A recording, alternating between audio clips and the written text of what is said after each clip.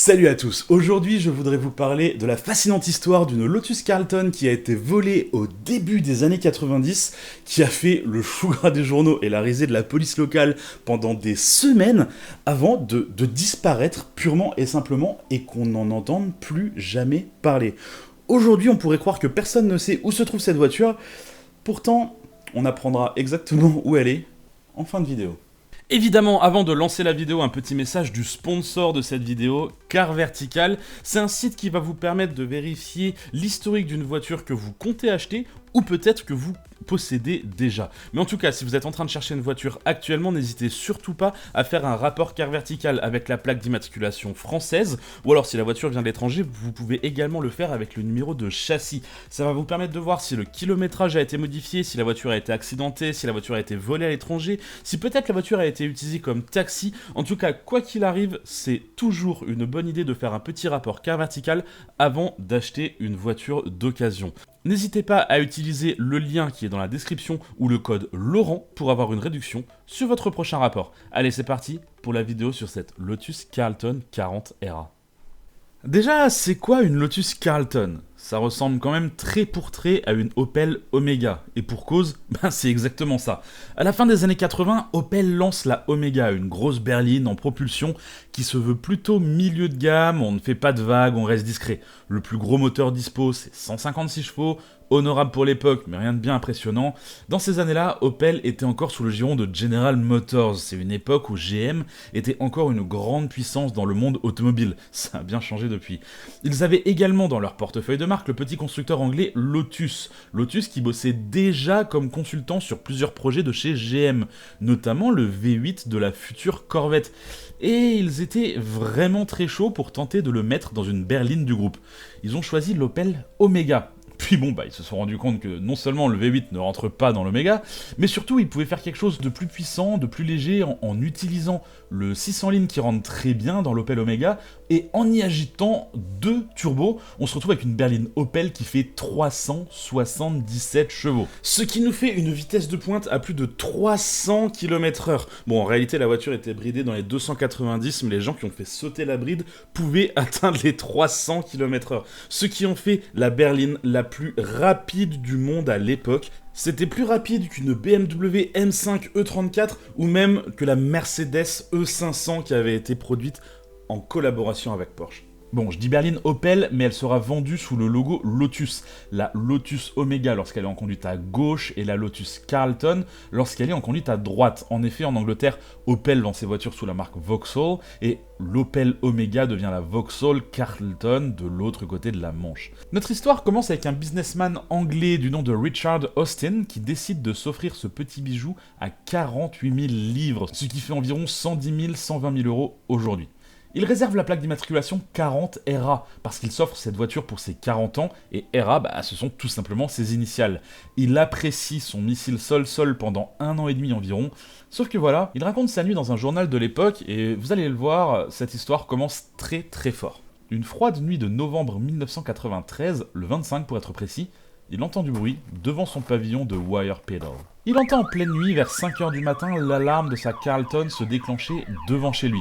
Forcément, il saute de son lit, il ouvre la fenêtre et crie au voleur de dégager. Il ne bouge pas, alors il sort de sa maison, il ne prend pas le temps de s'habiller et saute à l'extérieur du pavillon, presque entièrement nu. En fait, il a simplement pris le temps de passer la veste en fourrure de sa femme dans l'entrée. Il s'imaginait qu'il suffirait d'effrayer les voleurs et qu'ils allaient prendre la suite. Sauf que, immédiatement à la porte du pavillon, il se prend un coup dans la tête de la part d'un des malfaiteurs. Il se retrouve couché au sol, entièrement nu et complètement dans les vapes. Il se réveille au bout de quelques secondes, mais ce laps de temps a suffi au voleur pour sortir la Carlton de l'allée et commencer à la pousser avec une autre voiture car il n'arrivait pas à la faire démarrer. L'histoire aurait pu s'arrêter là pour Richard, mais non, c'est pas le genre de mec à abandonner. Il rentre dans la maison, crie à sa femme d'appeler la police, il chope les clés du Renault Espace familial et il se lance à la poursuite des malfaiteurs. Toujours entièrement nu, uniquement avec le manteau de sa femme. Il n'avait pas été très loin puisque la Carlton n'arrivait toujours pas à démarrer, environ 1 km. Il arrive sur eux avec son Renault Espace et commence à se demander ce qu'il va bien pouvoir faire tout seul face à ce groupe de voleurs qui avait déjà été violent avec lui. Mais finalement, il n'a pas le temps de réagir, car une Vauxhall Cavalier Turbo immatriculée en Irlande lui fonce dessus en marche arrière. Il met l'espace en marche arrière également et tente d'éviter l'accident, mais malheureusement, il ne réagit pas assez vite et la Vauxhall explose l'avant de son espace. Bon, bah là, le radiateur est percé et les voleurs s'enfuient. On apprendra plus tard que la Cavalier avait été volée 5 jours plus tôt. Et là, évidemment, je vous vois venir. Vous allez me dire, mais attends, Laurent, c'est quoi cette histoire? On parle juste d'une voiture volée, il n'y a peut-être pas de quoi en faire toute une vidéo.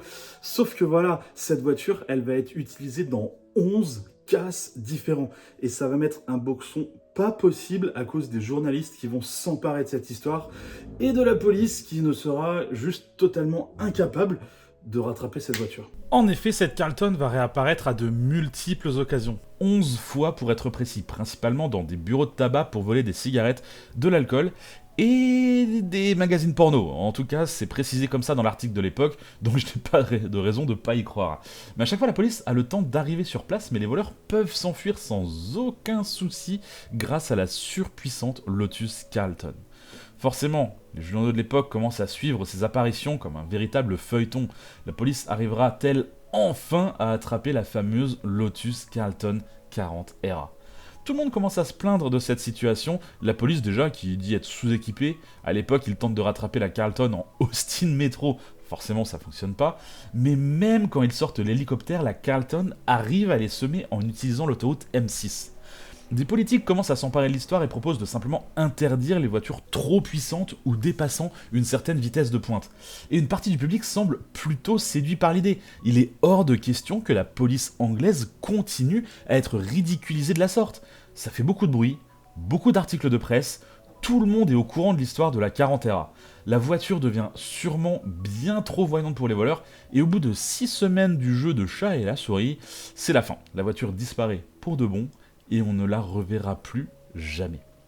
Évidemment, depuis les années 90, toutes sortes de théories sont sorties comme quoi elle est cachée dans un hangar, elle prend la poussière, elle a été exportée, ou elle a été démontée, les pièces ont été vendues, etc. Il y a aussi pas mal de monde qui clame haut et fort avoir acheté la fameuse 40 RA et monte des photos de Lotus Carlton qui portent effectivement la plaque d'immatriculation, mais aucune autre preuve.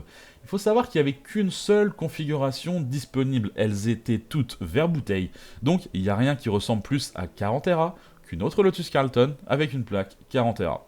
Pourtant, pendant mes recherches, je me suis rendu compte qu'on savait exactement où était 40 RA. En réalité, elle a été retrouvée quelques semaines après la fin des 6 semaines de casse. Sauf qu'au moment où elle est retrouvée, le soufflet est redescendu. Plus personne dans le grand public ne s'intéresse à cette histoire, donc la découverte de la voiture ne passe pas dans les journaux. À peine un tout petit article qui annonce la découverte avec une photo de la voiture. On y apprend que la voiture a été jetée dans un canal après qu'on y ait retiré tout ce qui avait un peu de valeur. La voiture est irréparable, elle a passé plusieurs jours voire semaines dans l'eau, le toit a été écrasé par le passage d'un bateau, elle sera écrasée telle quelle par les pavistes. Mais du coup, comment sont nées toutes ces rumeurs exactement? Parce qu'il y en a eu beaucoup, il doit bien y avoir une source quelque part, c'est pas possible. En fait, pour bien comprendre, il faut comprendre que Richard était extrêmement déçu de la proposition que lui faisait son assurance. En fait, une Lotus Carlton, ça vaut quand même 4 fois plus qu'une qu'une Vauxhall Carlton ou qu'une Opel Omega.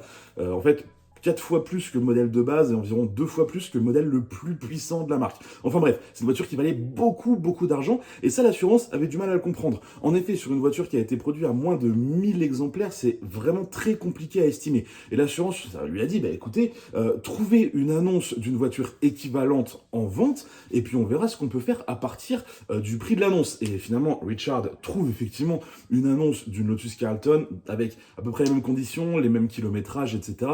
De toute façon, les voitures avaient à peu près roulé le même nombre de temps, puisqu'elles avaient été vendues sur un laps de temps relativement court. Du coup, l'assurance accepte finalement de lui donner exactement le montant qui est indiqué dans l'annonce de la Lotus Carlton que Richard a trouvé. Et Richard se dit, quitte à avoir trouvé l'annonce, autant peut-être acheter la voiture. Et du coup, il rachète une autre Lotus Carlton, et il met la plaque 40 RA dessus. Et il va la rouler pendant environ 1 ou 2 ans après toute cette histoire. Donc forcément, il y a des gens qui ont vu cette voiture dans la rue et qui se sont dit, mais En fait, la voiture, elle est là, on l'a retrouvée, on sait qu'elle est là, et ça a forcément contribué à créer pas mal de rumeurs autour de ça. Finalement, au bout de 2 ans, il la vend à un ami à lui, et là, la plaque change, et finalement, la Lotus Carlton Era disparaît finalement définitivement des routes. Jusqu'à un petit peu plus tard. Je dis jusqu'à un petit peu plus tard parce qu'en fait, Richard, il garde la plaque 40 ERA et il va la mettre sur toutes ses voitures suivantes. Notamment, on sait qu'il l'a mis sur une Alpina B10 juste après la Carlton, ce qui devait être une superbe voiture. Je peux totalement comprendre qu'on remplace une Carlton par une B10. Ensuite, la plaque a été sur le Hyundai Kona électrique de sa femme. Ça, on le sait puisqu'il y a des images qui ont traîné sur le net avec des gens qui disaient bah c'est quand même bizarre de retrouver la plaque 40 R là-dessus, mais ça a été confirmé par Richard, c'était effectivement la voiture de sa femme. Et depuis quelques années, la plaque est enfin de retour sur une Lotus Carlton. En effet, Richard a racheté de nouveau une Lotus Carlton et il a remis sa plaque 40 R dessus et il est super fier de pouvoir raconter son histoire. Il fait quelques interviews. Si vous cherchez un petit peu sur internet du côté anglais de la force, vous allez pouvoir trouver des belles petites interviews de Richard qui explique un petit peu tout son périple. Quoi qu'il en soit, merci d'avoir suivi l'histoire de cette Lotus jusqu'au bout, c'était un plaisir de vous la raconter, j'espère que ça vous a plu. Comme d'habitude, je vous invite à regarder d'autres vidéos et à vous abonner si c'est pas déjà fait. Allez, bye bye.